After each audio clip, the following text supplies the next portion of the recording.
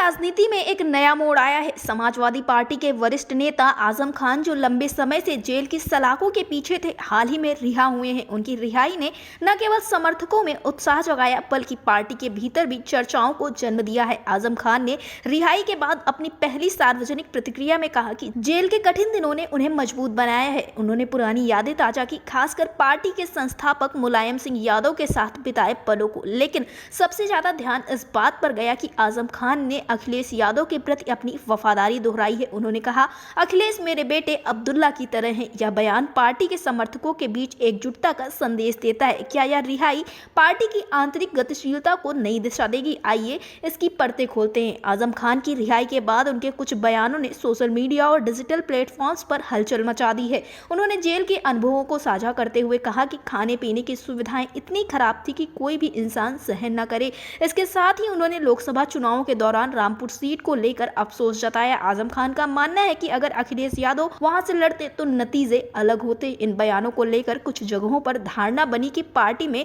मतभेद है, लेकिन आजम ने स्पष्ट किया है कि यह उनकी पीड़ा का इजहार मात्र है, न कि कोई विरोध है। उन्होंने पुरानी सहयोगी जयाप्रदा के साथ हुए विवाद का जिक्र भी किया, जो 2004 के चुनाव से जुड़ा हुआ था। तब आजम खान ने उनकी जीत में भूमिका निभाई थी, लेकिन बाद में रिश्ते खराब हो गए। यह सब कुछ पार्टी के इतिहास का हिस्सा लगता है, जो आजम को और मजबूत बनाता हुआ नजर आ रहा है। आजम खान ने एक खास इंटरव्यू में भावुक होकर कहा कि मुलायम सिंह यादव को याद करते हुए आंसू आ गए। उन्होंने बताया कि कैसे पार्टी ने हमेशा उनका साथ दिया, खास करके कानूनी लड़ाई में। अब सबसे बड़ा ऐलान यह है कि आजम खुद अखिलेश यादव से मिलने जाएंगे। यह मुलाकात अक्टूबर में होने की संभावना है, जो रामपुर में पार्टी की मजबूती का प्रतीक बनेगी। आजम खान ने कहा कि मैं जहां भी पार्टी कहेगी वहां से चुनाव लड़ूंगा। यह बयान उनके फाउंडर सदस्य होने की जिम्मेदारी को दर्शाता है। जेल के दिनों में झेली गई कठिनाइयों का जिक्र करते हुए उन्होंने अपील की कि पार्टी के फैसले सर्वोपरि रहे। समर्थक इससे एकता का संकेत मान रहे हैं, लेकिन सवाल यह है कि क्या यह मुलाकात आने वाले चुनावों की रणनीति को आकार देगी? आजम की यह अपील